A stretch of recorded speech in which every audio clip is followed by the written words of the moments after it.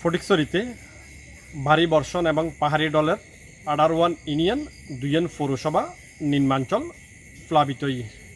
বিশেষ করে গতকাল রাতিয়েতকুন ফটিকছড়ি উপজেলার বিশেষ করে বন্যার পানি বাড়তে থাকে।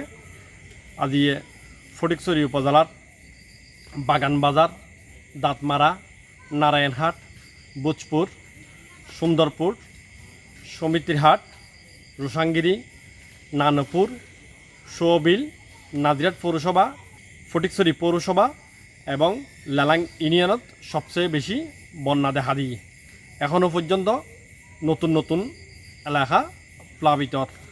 ফটিকছড়ি উপজেলার মাঝি 43 আশ্রয় কেন্দ্র খোলাই।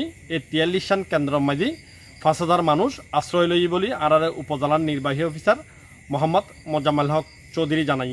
মোজাম্মেল হক চৌধুরী আরও হই ফটিকছড়ি মাঝি এই মুহূর্তে 1.5 লাখ মানুষ পানিবন্দি জীবনযাপন করে এবং ফটিকছড়ি মাঝি 18 ইউনিয়ন 2 পৌরসভার মাঝি সরকারিভাবে 45 টন ত্রাণ সহায়তা দেওয়া।